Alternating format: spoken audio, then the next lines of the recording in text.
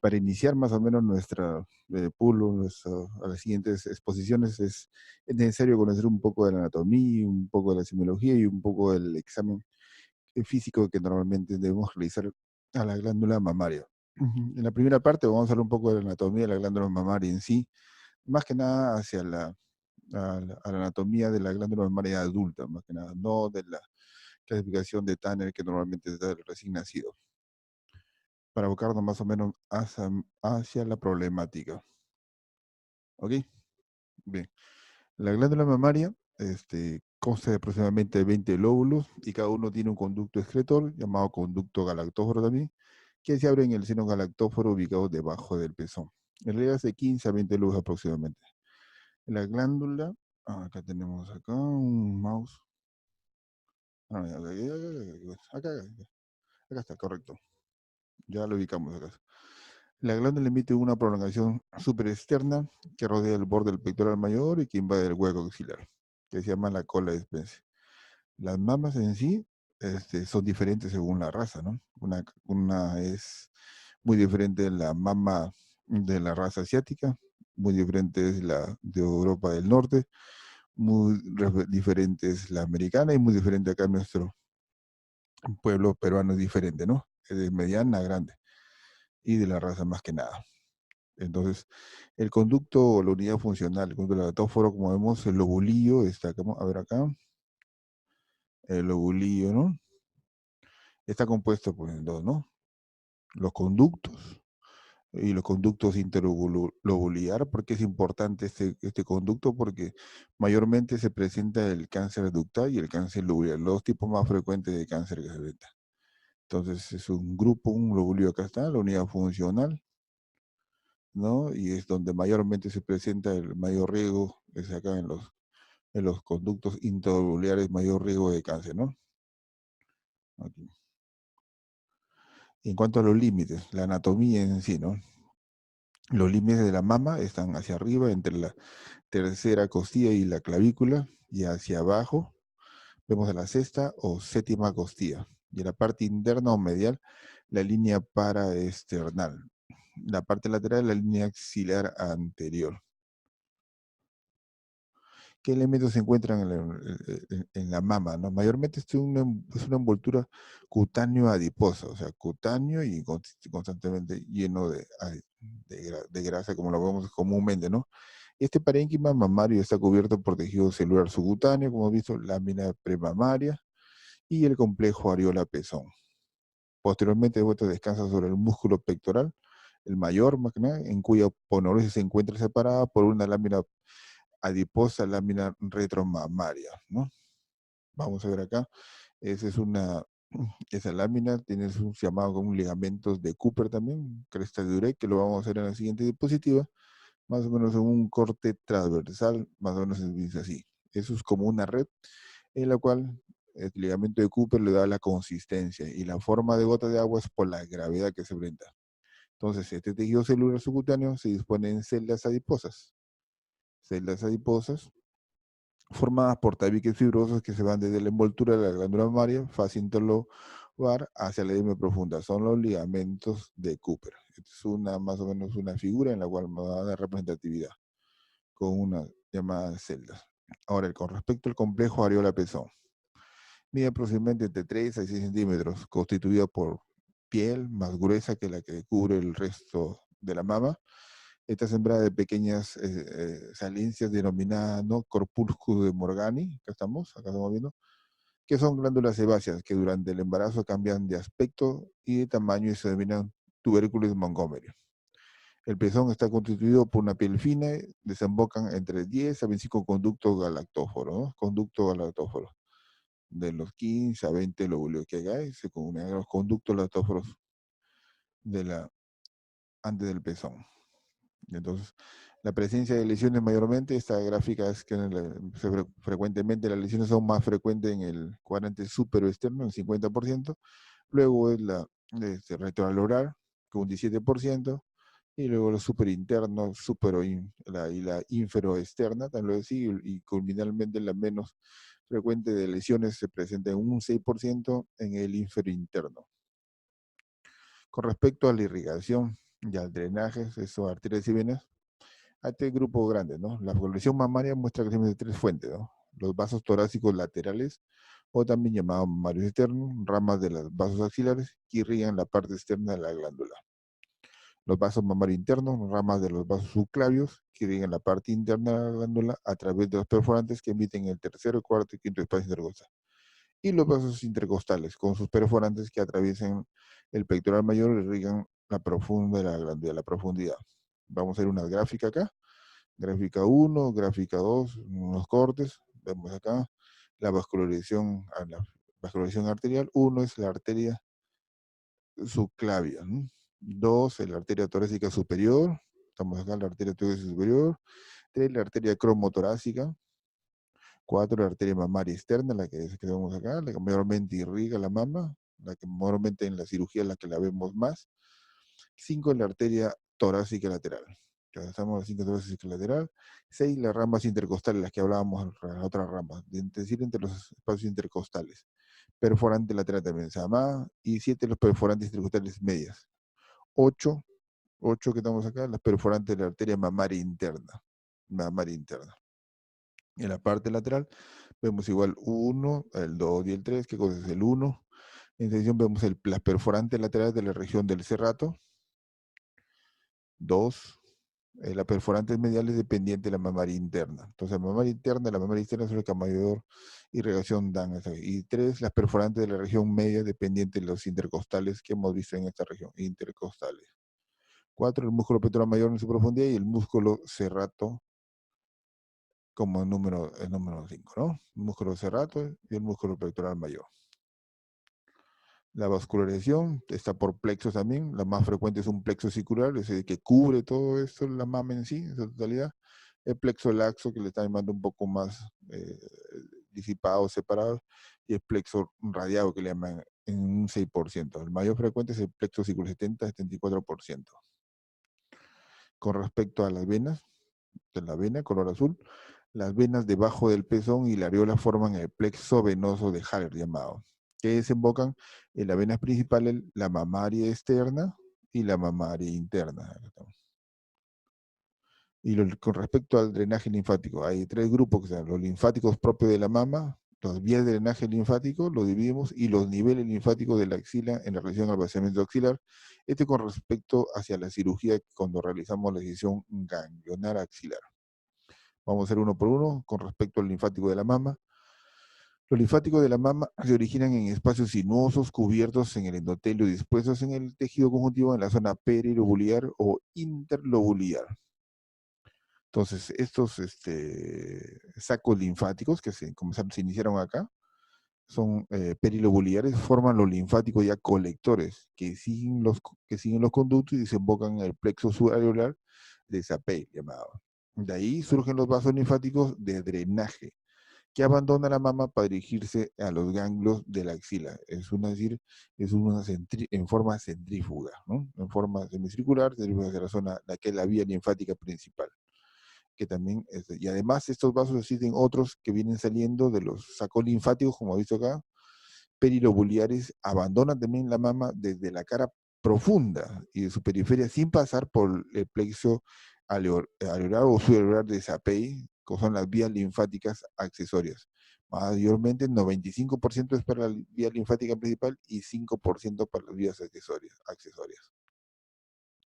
Acá está la gráfica, vemos los ganglios mamarios internos, zona de drenaje, los ganglios subclavios, que es la zona subclavia que están, los ganglios axilares centrales, que lo vamos a ver después, los ganglios braquiales, del plexo braquial, los subescapulares, que es una región posterior, los ganglios pectorales anteriores, ¿no?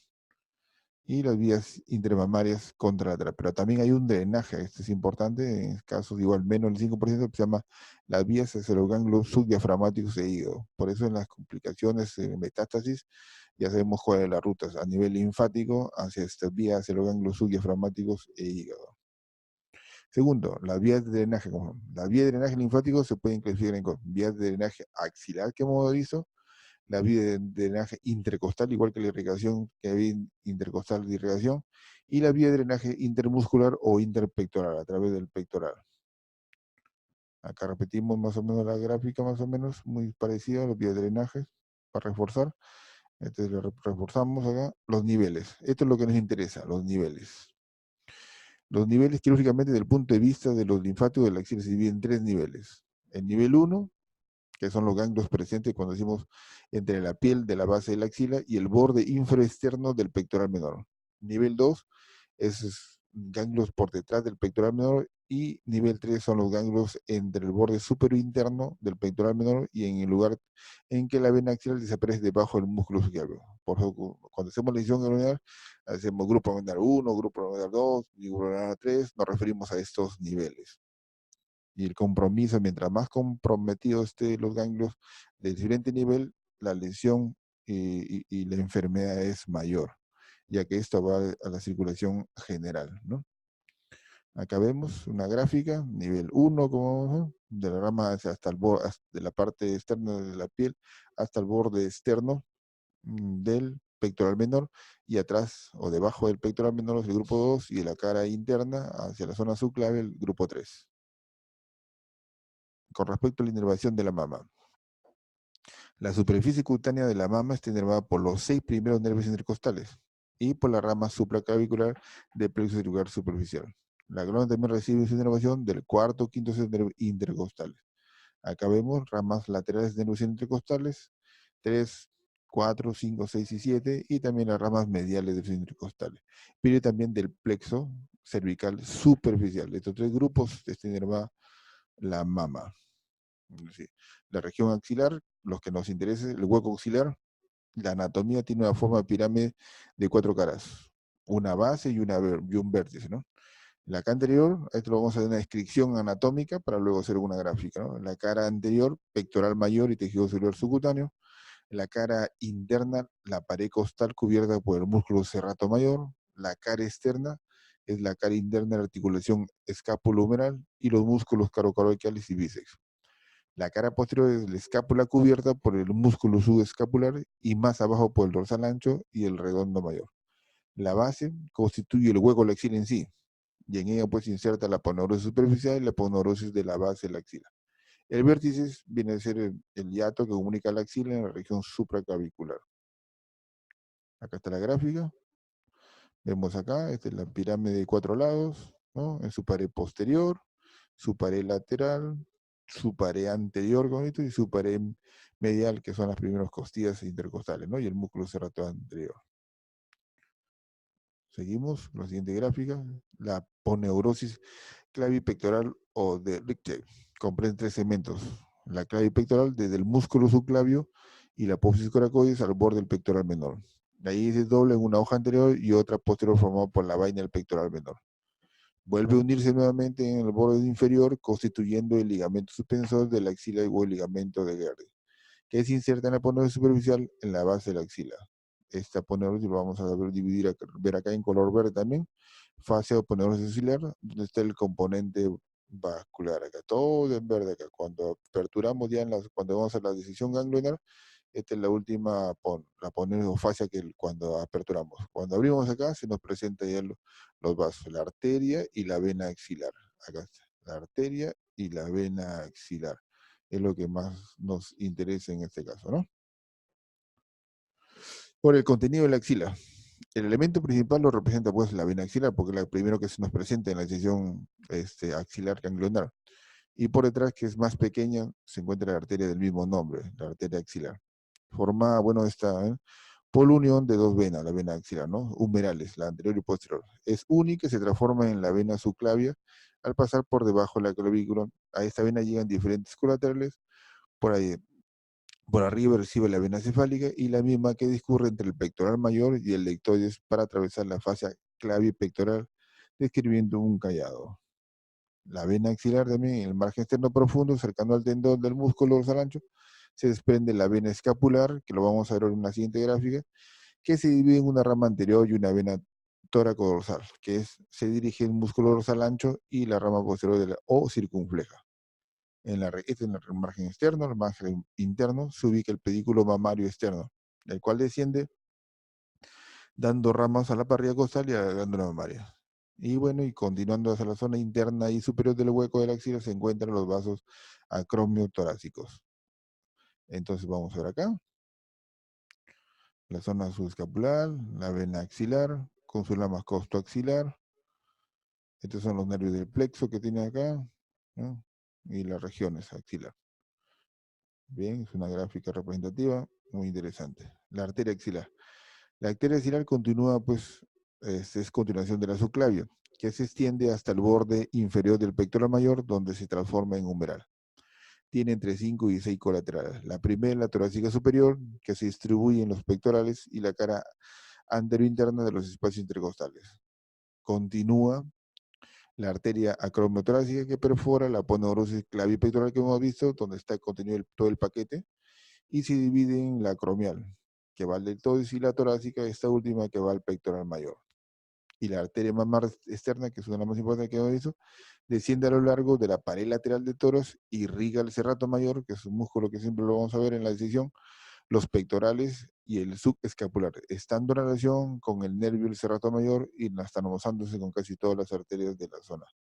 La gráfica que estamos acá, de la arteria axilar, que en círculo sus ramas, que tenemos acá, la arteria circunfleja que hemos visto acá, la arteria anterior, vamos a escribir acá, la arteria subescapular, que es acá, la gráfica subescapular, se divide en dos ramas, una descendente toracorosal y una rama posterior o circunfleja, que pasa por el triángulo de los redondos y se anastomosa con la escapular superior, rama de la subclavian. La arteria circunfleja anterior, acá estamos, se origina en la porción lateral de la axilar y corre a través entre el coracoid braquial y el bici. Y la arteria circunfleja posterior estamos acá, entonces anterior y posterior, en PC de cruce, acá está.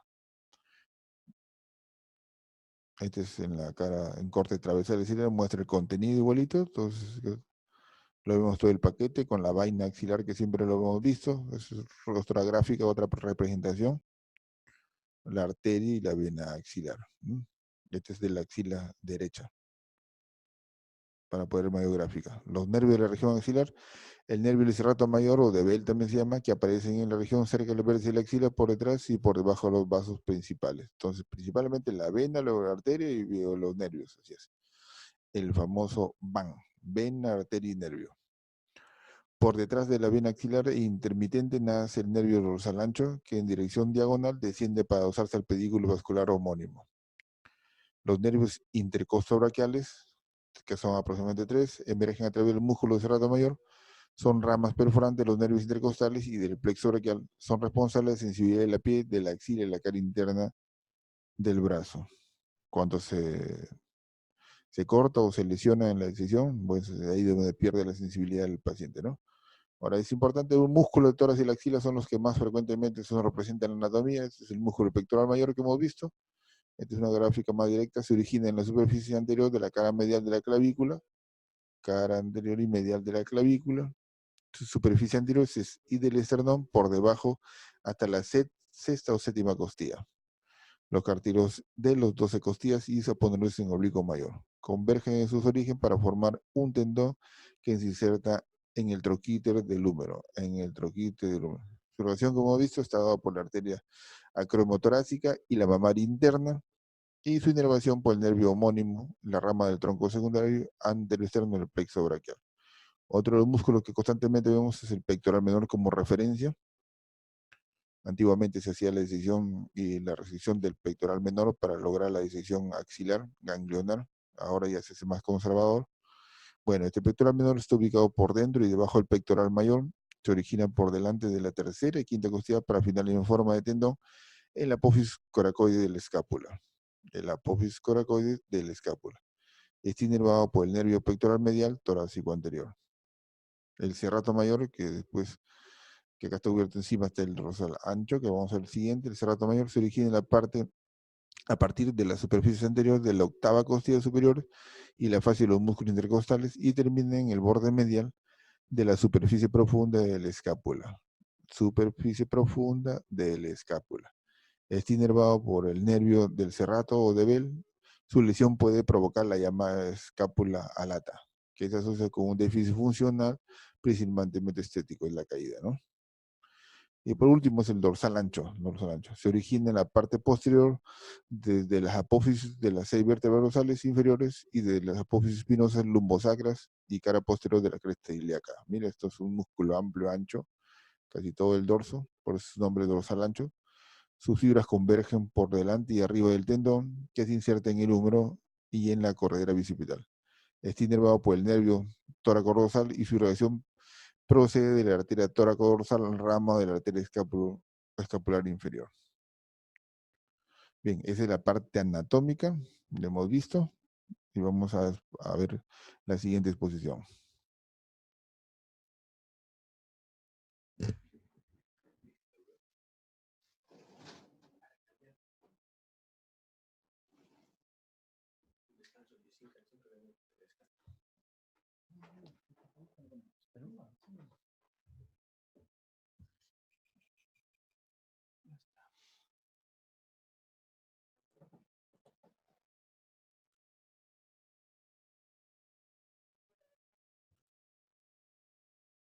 Abrimos tecnología, ¿no?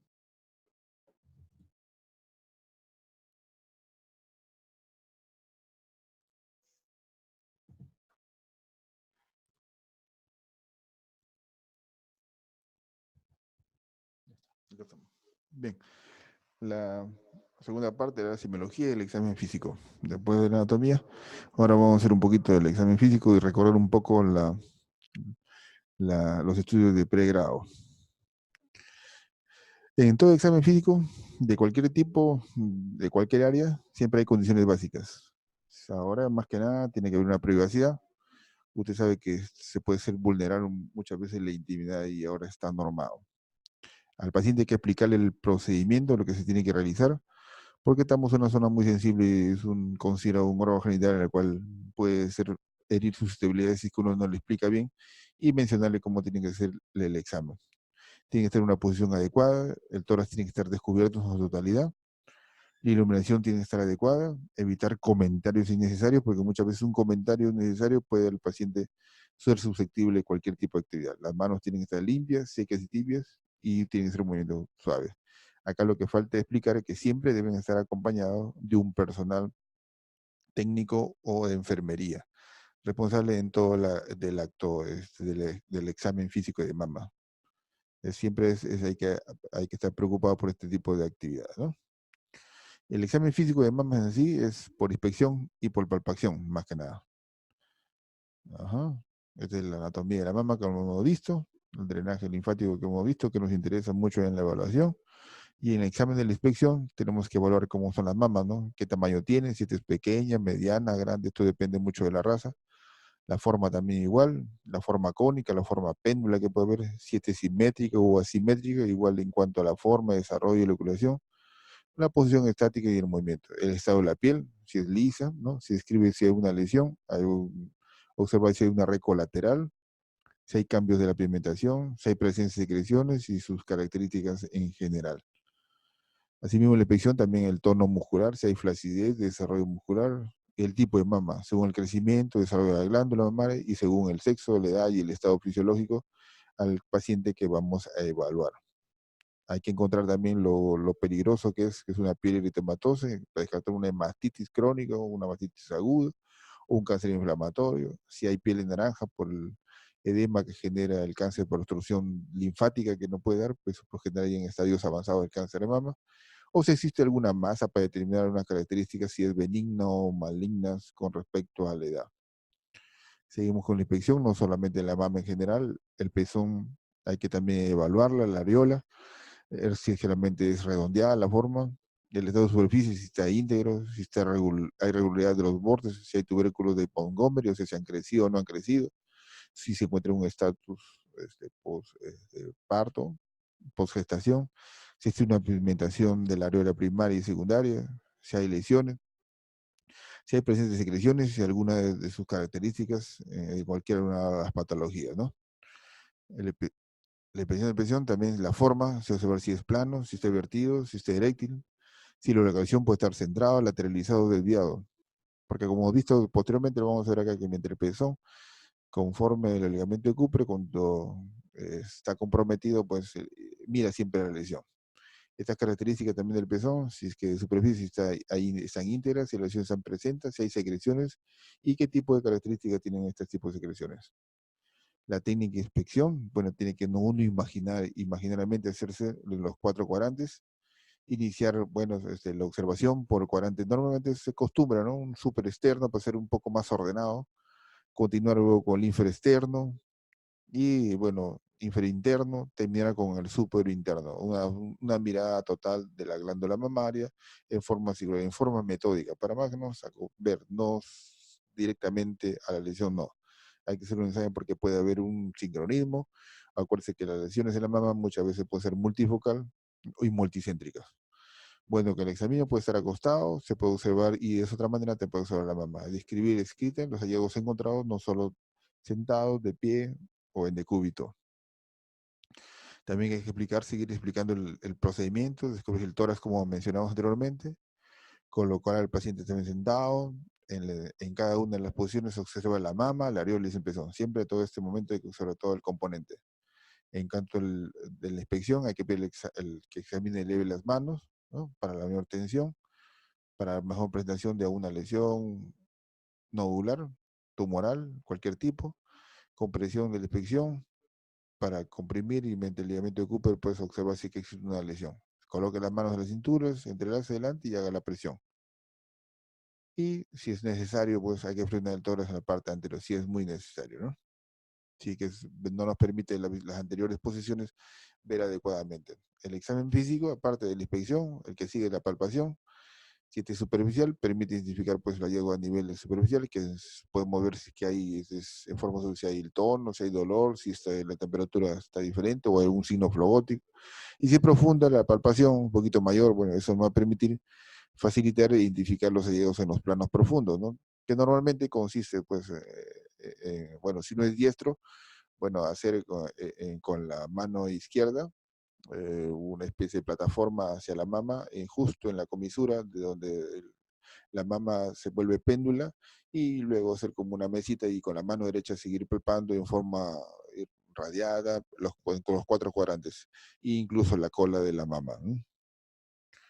En la evaluación también hay que ver si es que uno encuentra algún nódulo, en el examen físico, la consistencia, si la masa es dura, blanda o semiblanda, y dónde está localizado.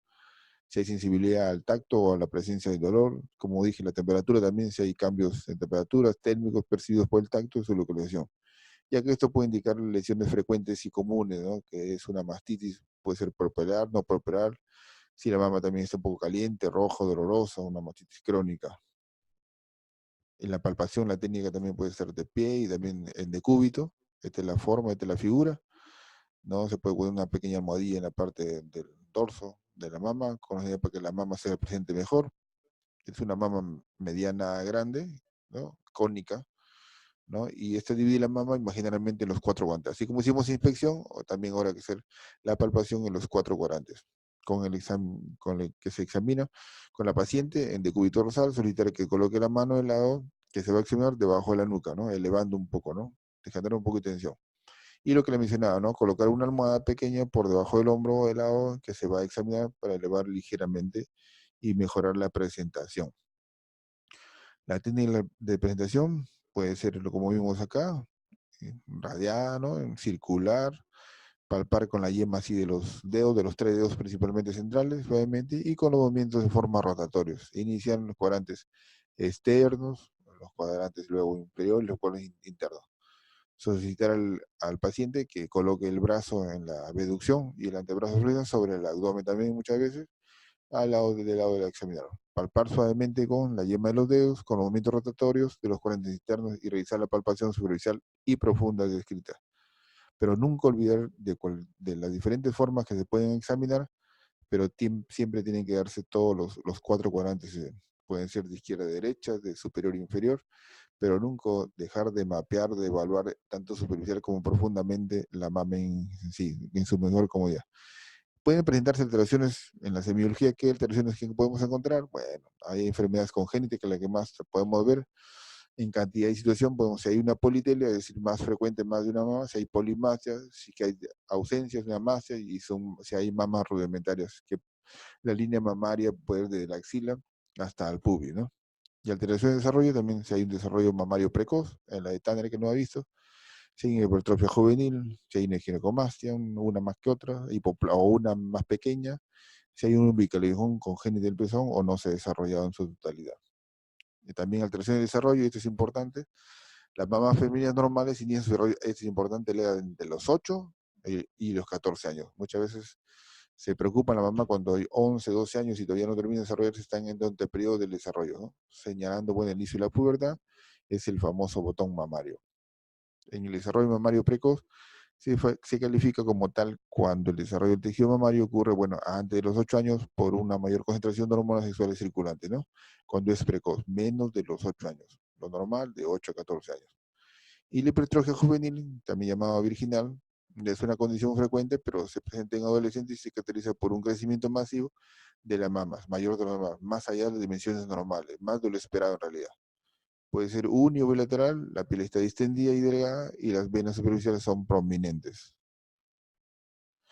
Con respecto a los nódulos palpables, ya vemos algo adelantado algo, pero si durante el examen tiene la sensación de palpar un nódulo, es necesario precisar cuál, la ubicación, el tamaño, la forma, y si se logra delimitar con facilidad sus bordes y cómo es su consistencia.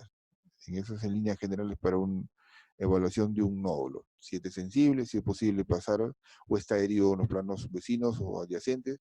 Si la piel está comprometida, ejemplo enrojecida o con un aspecto piel de naranja, en patologías de malignidad. Cuanto a los nódulos, pueden ser nódulos, patología benigna y patología sospechosa. Y lo más común en jóvenes es el fibroadenoma, que es móvil, poco doloroso, no herido y bien limitado, no afecta a los tejidos circundantes, es redondo o una pequeña lobulación puede tener, es lisa, móvil, consistencia firme. Y cuando es sospechoso, cuando la mujer pues es mayor, ¿no? Si la mujer tiene más de 50, 60 años, no vamos a pensar que es un fibroadenoma. Y en caso sospechoso es indoloro, es irregular y afecta a los tejidos, ¿no? Es una consistencia mayor y a veces está adherido a los planos profundos. Enfermedad firoquística o mastiofiroquística también es muy semejante, son los mismos, mastitis quística crónica también se le llama. Esto se presenta en una mejora reproductiva, es dolorosa muchas veces, cuando crece crecimiento más rápido, las masas pueden ser múltiples. Esta enfermedad más frecuente, bueno, la glándula mamaria, que es la mastitis quística que llamada enfermedad quística densa también.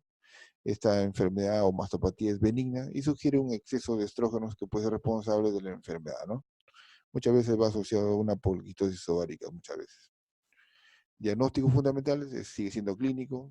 Clínicamente se caracteriza por un dolor sordo premenstrual, que es maltalgia cíclica, y nulosidad premenstrual bilateral, sobre todo en los cuadrantes superexternos de la mama, que es más frecuente como hemos visto en la descripción anterior. Esta mastalgia cíclica, la nulosidad mamaria premenstrual y los cambios firoquísticos de la mama son características principales. Acá hay una diferenciación con respecto a los nódulos mamarios comunes, si son quísticos, si tienen componente como fibroso o fibroadenoma y el cáncer. Acá hay unas cuantas, a ver, dos, cuatro, unas 8 características, ¿no? La edad, 30 a 60 años, si sus quistes son voluminosos, de 30 a 60 años. En cambio, fibroadenomas pueden ser juveniles, es la pubertad y comienzos en la vida adulta. Y se ha visto casos que pueden llegar a los 55 años, ¿no? Pero con las características correspondientes. Y bueno, y el cáncer, pues, más frecuente de 30 a 90 años, menores de 30 es casos raros, es más un componente genético cuando son menores de 30 años. Con respecto al número de estos quites, son voluminosos, único o múltiple. En cambio, los fibrinomas pueden ser único, pero también puede ser múltiple. Y con respecto al cáncer, generalmente es único, aunque puede coexistir con otras lesiones cuando es multicéntrico o multifocal, como las características del cáncer, ¿no? Forma, redonda el quiste, redondo discoide el fibrinoma, pero en cambio el cáncer es irregular o estrellado. La consistencia es blanda o dura, generalmente más es elástica, consistencia blanda más que nada. Puede ser blando en caso de los fibrinomas, pero en cambio el cáncer es firme o duro. Este cuadrito es interesante ver las diferenciaciones. La limitación, el quiste es bien delineado, igual bien el fibroma igual bien delineado, pero en cambio el cáncer no está netamente limitado por los tejidos vecinos. Y en cuanto a la movilidad, los dos primeros quistes y frenomas son móviles, pero sin embargo el cáncer puede fijarse a la piel o a tejidos subyacentes. Sensibilidad, si es sensible, frecuentemente doloroso y generalmente indoloro con respecto al fibrinoma, pero el cáncer de mama generalmente es indoloro. Los signos de retracción están ausentes en los quistes, también en los fibrinomas, pero los signos de retracción en el cáncer sí está presente. Es autónomo, pero lastimosamente es en caso avanzado. Ahora, con respecto a los signos visibles a la presencia de una enfermedad maligna, en este caso que se llama cáncer mamario. Los signos de retracción, como en la anatomía lo describimos, es cuando el cáncer mamario evoluciona y produce pues una fibrosis del tejido cicatrizal, y ese acortamiento pues de este tejido es fibrótico, produce signos de retracción, ¿no? Incluyendo los hoyuelos, cambio de contorno, retracción o desviación del pezón, que se ilustra en las siguientes. Los hoyuelos, acá vimos, signo del brazo del paciente, o sea, ¿en qué consiste, no? En la compresión de la zona perilesional, en la cual se forma una figura, un hoyuelo. El edema en la piel es producido, como dije inicialmente, por el bloqueo de los linfáticos y se manifiesta como una piel engrosada, con poros aumentados, parecido a la piel de naranja, la denominada piel de naranja. Corteza de la fruta frecuentemente se observa, bueno, primero en la porción inferior de la mama o de la areola. Los contornos, como son anormales, acá vemos la función. Cualquier variación de la convexidad de la mama hay que ver, considerado como anormalidad. Bueno, y también la retracción o desviación de la mama, lo que decía yo. El pezón siempre ve la lesión. Cuando tanto estiran o hacen compresión en la cintura de las mamas, bueno, el pezón siempre mira la lesión. Y hay una enfermedad que es un poco rara, que se llama enfermedad de Payet del pezón, que trata de una forma rara del cáncer mamario, que suele iniciarse como una lesión de tipo eczematoso y escamoso, y la piel también puede estar húmeda y con costras y ser erosionada. Quizá, bueno, es como conocida como la enfermedad de Payet. Otra de las características nodulares es la secreción del pezón. Junto con el dolor, como hemos visto inicialmente, y la palpación de los nódulos, la secreción es otra de las características en semiología que es muy importante para ver cualquier patología que pueda ocurrir. Entonces, la secreción del pezón representa un muy importante motivo de consulta. Muchas veces, ¿no? Se denomina telorrea, derrame o secreción anómala por el pezón. Y cuando se produce salida de líquido, es en forma espontánea a través de los orificios del pezón y sin relación a embarazo o lactancia materna. Este derrame o secreción anómala, la telorrea, representa una secreción cuyo origen se puede encontrar a nivel de la mama, ¿no? Galactorrea es otra de las secreciones. La galactorrea es la secreción de aspecto lechoso, como leche, que se presenta sin relación al embarazo o la lactancia, en forma espontánea o al exprimir el pezón. Puede ser uniorificial o multiorificial, y generalmente es bilateral, ¿no? ¿Y cómo se define? Luego de finalizar la lactancia, se requiere para definir una galactorrea que haya pasado 10 meses para considerar este diagnóstico de haber dejado de lactar. La evaluación clínica es fundamental. Se debe determinar el tiempo de la evolución, cantidad, color, olor, origen de la secreción, así como las circunstancias en las cuales se produce. Es muy importante también determinar si este es uniorificial, que le dije, o multiorificial, así como si es unilateral o bilateral.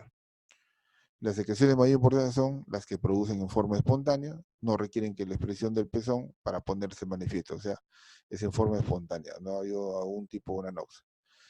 Parece tener sangre algunos, color rojo vivo o rojizo, en su caso reviste mayor interés, ya que pueden ser la única manifestación de lesiones proliferativas precursoras incluso del cáncer de mama. Otras secreciones que se pueden presentar es el aspecto purulento, amarillento, verdoso, marrón y hasta blanquecino, y en general revisten menor interés, aunque igual deben ser investigadas en la consulta.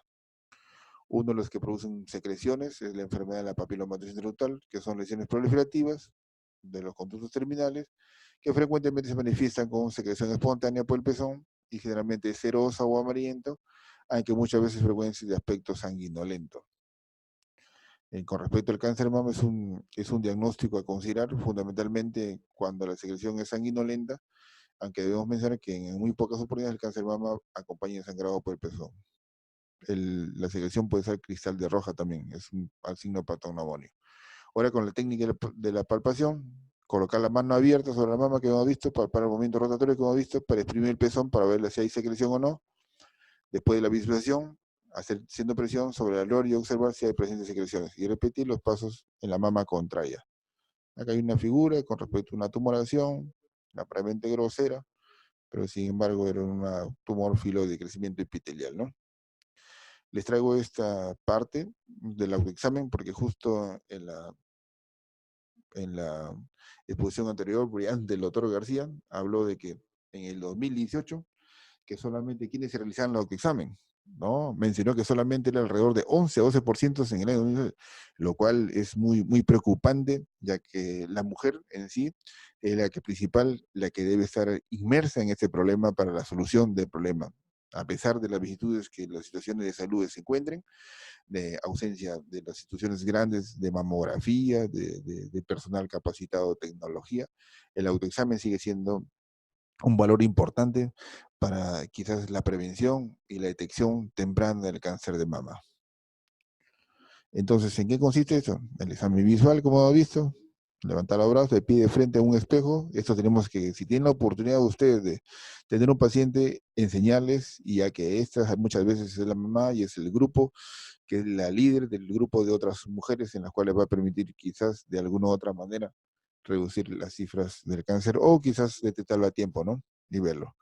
Bueno, frente al espejo, observar con cuidado toda la región correspondiente a los senos, alertar sobre si hay alguna asimetría, cambios en forma, volumen, como he visto, color, aparición de nódulos, hay hoyuelos, arrugamiento o cualquier tipo de lo que habíamos descrito anteriormente.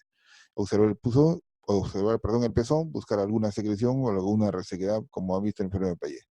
Esas son las gráficas, sentada de frente, levantar los brazos, manos a la cintura o manos apretarse frente a frente, las palmas sobre el pectoral y seguir visualizando la mama en sí.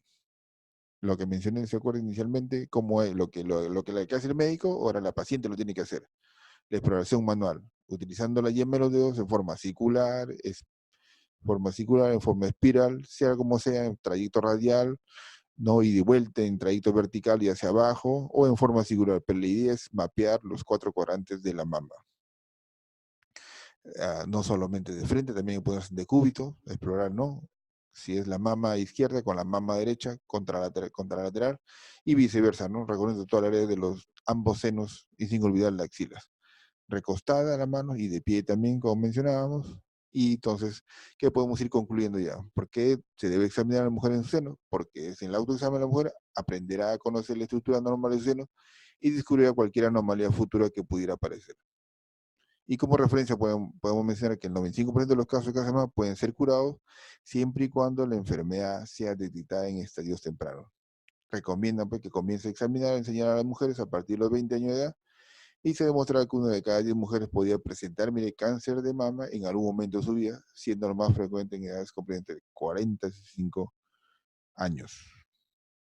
Cuando examinar, tienes que examinar los senos 1 vez al mes, si es posible, así hasta tener conciencia y repetir hasta que la mujer entienda que es un hábito, ¿no? Convertir un hábito. Dice que al transcurrir una semana entre el ciclo y la menstruación, para que la cuestión fisiológica, a la semana después de la regla, pues, ¿no? Ya que fisiológicamente esta es la que se puede encontrar sometida a la mama por un cambio de estímulo hormonal y que haya desaparecido. A la semana después de la menstruación es recomendable. Bueno, terminamos y culminamos. Yo creo que va a haber muchas preguntas, las que podemos resolver. Gracias. Esperamos sus preguntas. Bien, tengan todos ya buenas noches. Esperamos sus preguntas en el chat del Zoom para trasladárselas a nuestros expositores. Ya teníamos algunas anotadas, doctores, que nos habían estado compartiendo a lo largo de la ponencia. Por ejemplo, nos preguntan, actualmente la información proviene de la fuente GIS en el MINSA y a nivel de la información de instituciones privadas, ¿hay algún formato o alguna recopilación de datos también de las entidades privadas? ¿Qué sabe de esto? La información de cualquier tipo de patología es importante porque nos va a permitir posteriormente tomar unas decisiones para los beneficios de nuestras pacientes, pero con respecto al GIS, hay algunas instituciones grandes que lo tienen, que es el GIS en línea, pero más que nada no está todavía, al parecer, por más historia electrónica que se ha decretado mediante resolución ministerial, no se está consolidando, ¿no? Entonces, muchos de los hospitales nacionales tienen independencia en sus programas de historias clínicas y su contenido en sí para poder hacer una estadística. Y peor aún, ¿no? En las instituciones privadas no existe un control, adolece muchas veces. Entonces, la institución privada, lo cual eso no va a permitir, la pregunta es excelente, lo cual va a permitir que debemos ir moldeando, debemos ir viendo desde que la importancia que es tener una información para lograr quizás de una u otra forma tomar una política de salud de acuerdo a los resultados que encontremos de acuerdo a la información. No, simplemente para reforzar la data que estamos presentando, en su mayoría es del Ministerio de Salud, que incluye hospitales del MINSA, Salud y Instituto de Enfermedades Neoplásicas. Y ahí debe haber algunas privadas, pero no es lo más fuerte. En relación con los factores de riesgo, no se tiene reporte de menarquia en MINSA, en el GIS. ¿Cuál es su código de CIE-10? Tampoco de paridad ni de antecedente familiar de cáncer de mama.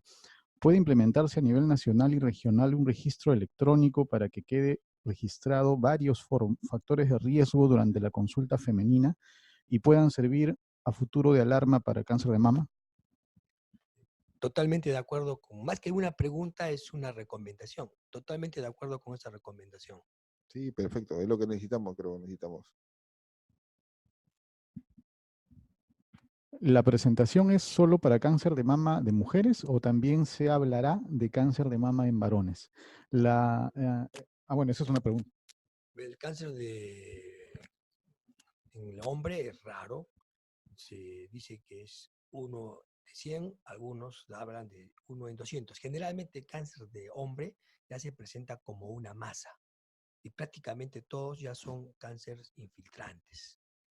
Entonces, como es raro, el hombre no se hace por autoexamen. Pero si encontramos factores de riesgo dentro de la familia en las mujeres, los hombres también deberían de comenzar a hacerse su autoexamen. Sabiendo que es raro, pero va a ser un poquito más común cuando hay factores de riesgo, como mujeres perimenopáusicas con cáncer en esa familia. Para más o menos, con respecto a la pregunta, en cáncer de varón de primario único es un poco más raro de lo raro, ¿no? Pero más que nada está asociado al cáncer familiar, al contenido genético que la familia lo conlleva. Entonces se ha visto casos donde que existen mamá, abuela y hermanas tienen cáncer de mama, pues si hay un varón, de por medio tiene mayor riesgo, hasta 25% puede llegar. Y hay casos en Lima de que toda la familia, incluso varones, están comprometidos con cáncer de mama. Pero más que nada es genético. ¿Cuál es el pronóstico de cáncer de mama con siembra en mediastino? Ya es un cáncer metastásico, ¿verdad? Estadio clínico 4, entonces el pronóstico ya no va a ser bueno. Sin embargo, hay que ver si es una mujer posmenopáusica, tenemos que ver su diagnóstico molecular, es un luminal A, un luminal B, un triple negativo. Los pacientes con cáncer de mama avanzado metastásico posmenopáusicas, luminal A, por ejemplo, si bien su pronóstico no es bueno, pero va mejor que aquellos que son de otro tipo molecular. ¿A qué edad se debe iniciar el autoexamen en varones por la frecuencia de ginecomastia? Es interesante. La edad, como dije anteriormente, no hay un método de tamizado que se recomiende en los varones. Sin embargo, este se debe de iniciar cuando tengamos mujeres en nuestra familia, en nuestro entorno de primer grado sobre todo, premenopáusicas, y comenzar el hombre a su autoexamen. Sí, la pregunta era más o menos para la ginecomastia, ¿no? La aclaración de Turner pues, se recomienda pues, a partir del botón mamario de 8 años, ¿no? Ya cuando hay signo de alerta, cuando los mismos familiares o madres más que nada, porque son niños de 8 años que son todavía dependientes familiares, entonces ahí ven y notan pues el cambio mayor. Entonces creo que no existe un tamizaje en sí, pero sí existe una inquietud y una preocupación familiar cuando existe, pues, y para eso tiene que ir al médico especialista y de acuerdo a eso se verá las condiciones y las decisiones. ¿Cómo se palpa una mama con prótesis? ¿Y cuál es el mejor estudio de imágenes en estos casos? Bueno, Igual, ¿no? de la historia clínica, pues es la anamnesis, ¿no? Entonces, la prótesis mayormente hay una cicatriz, pero para la anamnesis consiste en la pregunta, pues si se realizó un procedimiento o no. Entonces, el examen siempre igual, la palpación igual, los cuatro cuadrantes, ¿no? Igual se tiene que evaluar, ¿no? Y con respecto a la prueba más exacta y más recomendada sigue siendo la ecografía, ¿no? Claro, y dependiendo de la edad, su mamografía. La mamá sigue dependiendo. Igual, no contraindica realizar los exámenes por si acaso. ¿Se puede usar ecografía de mama en los lugares donde no existen mamógrafos? No, definitivamente el examen de auxiliar más importante para diagnosticar temprano el cáncer de mama es mamografía. La ecografía es un examen que complementa la mamografía. Entonces, no, cuando ustedes vean prevención con ecografía, esas van a ver por todos lados, no, eso es un engaño. Tiene que ser mamografía y se complementa con la ecografía. ¿Los anticonceptivos de depósito también aumentan el riesgo de cáncer de mama? Sí, sobre todo, todos los anticonceptivos aumentan el riesgo de mama, especialmente cuando no han tenido su primer parto. ¿Listo? Si bien el riesgo relativo no es grande, pero sí lo aumenta.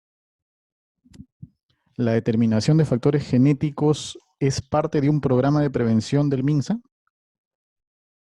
Bueno, no tengo el dato, de repente acá nuestro amigo Gerardo lo tiene, sin embargo, la pesquisa de los factores genéticos es cuando en la familia existe la probabilidad de cáncer hereditario. O sea, hay que ver cómo está la familia alrededor. Hay mujeres perimenopáusicas con cáncer, dos familiares, el cáncer es bilateral, en fin, hay una serie de variables que hacen que uno esté obligado a hacer la búsqueda genética.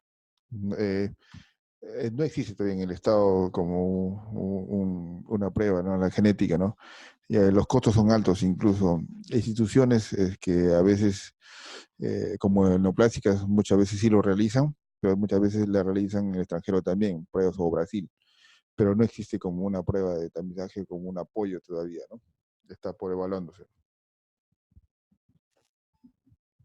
¿Qué hacer frente a una mamografía con densidad mamaria aumentada, ya que es un factor de riesgo para cáncer de mama? ¿Solo se solicita eco de mama o algo más? Cuando estamos con una mamografía análoga con mamas densas, se sugiere una tomosíntesis. Esta mejora la sensibilidad en estas mamas densas. Si es muy necesario y tengo familia con cáncer de mama, puedo recurrir incluso a una resonancia magnética nuclear. Todo va a depender del entorno. Les transmiten a los autores felicitaciones por las excelentes ponencias y nos hacen una pregunta: si los contraceptivos hormonales a base de estrógenos han demostrado científicamente tener mayor RR de producir cáncer de mama que el fumar o consumir alcohol, ¿por qué entonces no se prohíbe su uso? A propósito, el consumir el ACO de emergencia con demasiada frecuencia también aumentaría el riesgo relativo de cáncer de mama entonces. El aumento de cáncer de mama en relación al anticonceptivo no es muy fuerte. Hay algunos que estudian incluso que para evitar un riesgo de cáncer por anticonceptivo tendrían que ser alrededor de 1000 pacientes por un cáncer. Eso se tiene que tomar con mucho cuidado. Lo que sí tenemos que proteger es a las mujeres jóvenes que todavía no han tenido su parto. Son mujeres jovencitas las que están utilizando los anticonceptivos. Evitarlo, no, pero sí tener mucho cuidado en su uso. ¿A qué población de pacientes se les hace el tamizaje genético? A pacientes, como mostré en una de las diapositivas, a pacientes que tienen probabilidad mayor a otro. ¿Cuáles son, por ejemplo? Donde la familia, un hombre, tenga cáncer de mama. 2, que en la familia haya una mujer o dos mujeres sobre todo premenopáusicas con cáncer de mama, que una de ellas, el cáncer de mama, sea bilateral, ¿no? ¿A partir de cuántos años de tomas ACOS se considera factor de riesgo para cáncer de mama? La data muestra que son 5 años. Si el uso hormonal como método anticonceptivo es un factor de riesgo, ¿por qué la promoción de dichos métodos por parte del MINSA, ¿no? Por prevención de embarazo o no deseados? Es controversial, como dije anteriormente. Sí, se ha demostrado que hay un aumento en el riesgo, este es bajo. Entonces, su uso tiene que ser bien, de alguna manera bien hecho y cuidando, preferentemente, por ejemplo, que la mujer tenga su primer parto y utilizarlo. Es cuestión de planificar y utilizar bien las cosas. Para más o menos ampliar la respuesta, ya que veo muy frecuentemente los factores de riesgo, no quiere decir que le va a desarrollar enfermedad. Siempre existe una triada, ¿no? El factor de riesgo que son las exposiciones y no se olviden del huésped, ¿no? El medio ambiente también mucho influye, ¿no? Entonces, factor de riesgo no necesariamente tiene que ser enfermedad nada más. Porque un ejemplo así, exposición al sol, tengo un mayor riesgo de cáncer de piel. No quiere decir que me va a dar a todo, ¿no? No quiere que lo que haga. Si es como mucha carne, muchas comidas ahumadas, no quiere decir tampoco que me va a dar cáncer de estómago. Existe la triada, ¿no? El agente agresor, el huésped y el medio ambiente. Efectivamente, recordemos que la mayoría de mujeres con cáncer de mama no presentan los factores de riesgo. Y al revés, hay mujeres que tienen 1 o 2 factores de riesgo y no hacen cáncer de mama. De ahí que el cáncer de mama puede ser esporádico, puede ser familiar o puede ser hereditario. La mayoría de mujeres está en el grupo esporádico. ¿Cómo diferenciar un tejido ganglionar con un fibroadenoma en la palpación? ¿Es factible? Un tejido ganglionar. Con un fibroadenoma. No, acuérdense que en semiología nos enseñan un dato que es el signo del ratón. O sea, usted toca el tumor y se mueve. Ahora, un ganglio en la mama no... Es bien difícil que haya una adenopatía. Quizás se pueda confundir con la cola mamaria y a nivel de la axila, pero un ganglio, una adenopatía es más grandecita, más dura, más redonda. Un fibroadenoma es más largo que ancho, móvil, en fin, es diferentes y de acuerdo a dónde se encuentre. Si está en la misma mama, lo más probable es que sea una fibroadenoma. Pero si está en la cola de la mama, ahí sí podría hacerse el diagnóstico diferencial con un ganglio. Pero estos generalmente son redondos, más duros, un Sí, poquito menos móviles. sí, correcto. Solamente por porcentaje, ¿no? Los ganglios intramamarios, solo el 5% que se pueden inflamar. Por las características, más que nada va asociado a un componente tumoral asociado a un ganglio intramamario. O sea, 5%, 95% que va a estar en la mama, sino más bien está en la zona de drenaje, la cola o la axila. Entonces, las consistencias pueden aparecer, ¿no? Pero el fibroadenoma, la historia nos va a referir de otra forma. Entonces, es bien raro que tenga y difícil de poder confundirnos más que nada, ¿no? Por lo histórico y las características que se presentan. En caso de sospecha alta de cáncer de mama en una mujer de 31 años, en quien no se le valoró sus factores de riesgo, se encuentra en el examen preferencial una masa sólida y de bordes irregulares en la mama derecha. ¿Cuál es el examen auxiliar a solicitarse por la sospecha diagnóstica en adulta a temprana edad? ¿Una ecografía mamaria o mamografía? Leí ecografía mamaria 4D Doppler a color, pero es alto coste. ¿Cuál es su opinión? No hay ningún inconveniente en que una mujer con alta sospecha tenga una mamografía a esa edad. Incluso se hace antes de los 25 años cuando tengo una mujer con alto riesgo. Se puede adelantar. Si tengo mucha duda, se puede hacer una resonancia magnética nuclear. La edad es muy importante. Una cosa es un examen auxiliar diagnóstico y una cosa es un examen auxiliar de cribado. Como diagnóstico, la mamografía se puede utilizar, pero ojo, eso es no es lo más frecuente. Eso no significa que comencemos a hacer mamografías a partir de a diestra y siniestra. Simplemente estoy diciendo, cuando la mujer y usted sospecha que es de alto riesgo un cáncer de mama, se puede hacer la mamografía tranquilamente. Eh, ¿Ustedes concuerdan la edad de recomendación de la mamografía según norma técnica o por su experiencia a partir de qué edad sería recomendable según ustedes? Ya, mi opinión es bien clara. Yo pienso que debe ser a partir de los 40 años. ¿Por qué? Si bien la mortalidad se reduce a partir de los 50 años, cuando se han hecho algunas evaluaciones se ha demostrado que la mortalidad entre 45 y 50 años es la misma después de los 50 años. Pero hay un grupo de mujeres que va a tener cáncer entre 40 y 45 años. Si bien no va a haber mucha influencia en la disminución de la mortalidad, pero son mujeres que también tienen derecho a su prevención. O mejor, a diagnosticarlas de forma temprana. Particularmente pienso que debe ser a partir de los 40 años, independientemente de lo que diga la data. Pongo en conocimiento, o es un comentario, que no pongo en conocimiento que en los establecimientos de primer nivel de atención, el médico se halla atendiendo a pacientes sin ningún técnico de enfermería u otro personal. Es decir, lo hace solo. Ahora se está solicitando que se programen a personal de salud para que acompañe al médico, pero en general la situación sigue igual. Cuando hacemos tamizaje de cáncer de mama para derivar a mamografía. Bueno, tratando de entender la pregunta, si se trata de examinar a una mujer, de preferencia tiene que estar acompañado, incluso un familiar de la mujer. Si no tenemos técnico, que haya alguien, otra persona que esté viendo el examen para evitar eh, denuncias, que la mayoría de veces son falsas, ¿no? Así es, correcto.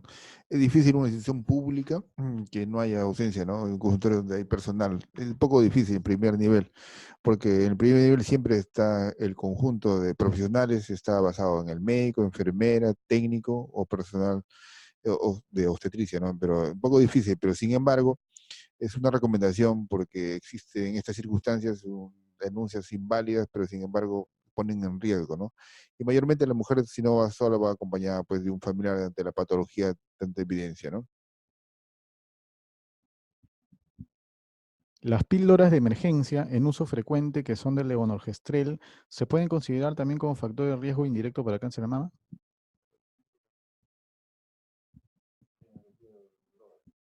¿Ustedes recomiendan la palpación de mamas sin guantes o con guantes? Siempre se conversa con la paciente. A nosotros nos han enseñado a hacer el examen de físico sin guantes, pero siempre se debe pedir permiso a la paciente y ella debe ver que nos estamos lavando las manos. Cuando uno usa guantes se pierde la sensibilidad y si el tumor es pequeño existe la probabilidad de perderse.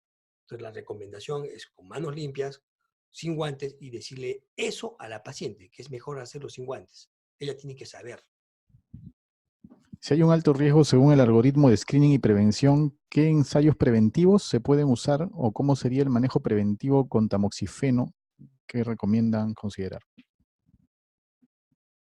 El tamoxifeno tiene sus indicaciones. Si la paciente tiene cáncer de mama y son receptores hormonales positivos, se recomienda, y no necesita, por ejemplo, una terapia adyuvante, se recomienda su tratamiento hormonal con tamoxifeno para prevenir que le dé cáncer en la otra mama. Si tengo mujeres con factores de riesgo altos, como por ejemplo hermanas con cáncer de mama premenopáusicas, ¿no? O tengo un familiar masculino con cáncer de mama, las mujeres que están a su alrededor de primer grado sobre todo, sí se benefician con su prevención con uso de tamoxifeno, por ejemplo. ¿Se puede diferenciar a la palpación un quiste de un fibroadenoma en el examen de mama? Sí, se puede, la experiencia enseña eso, el quiste duele un poco y es más redondito. El fibroadenoma es más alargado. Sin embargo, la ecografía nos ayuda bastante. Nunca hay que punzar una mama si no tiene un examen auxiliar previo, porque podemos crear un hematoma y después el examen va a ser más difícil. En relación al uso del dietilestilbestrol, ¿algún comentario? Sí, también es hormona, con un tiempo prolongado, 5 años, está dentro del grupo de aumento en el riesgo relativo.